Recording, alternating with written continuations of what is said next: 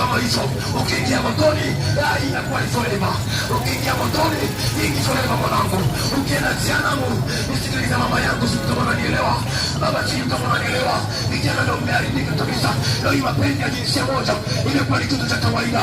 Leo hii kuna vijana, ni mambo ya kawaida kabisa kwenye ulimwengu huu. Kwani bado unaendelea na dhambi. Yesu yuko karibu sana kurudi. Anisikilize nikwambie, maandiko yananiambia kwamba uyaonayo hayo uwe macho, uyaonayo hayo uwe macho. Haya tunayaona si ya kuyafumbia macho. Dhambi inazoendelea duniani si ya kufumbia macho mpendwa. Heri utubu, uweke jina lako kuandikwa kwenye kitabu cha uzima. Yesu yu karibu kurudi. Yesu anapenda watu. Yesu anahitaji maisha yako yabadilishe. Yesu anahitaji maisha yako aweze kuyafanya karibu. Sio dini unaoing'ang'ania. Wakati wewe dini unaoing'ang'ania haitakuwepo tena. Utakuwepo wewe kwenye kile kiti cha hukumu. Sijui utasema nini.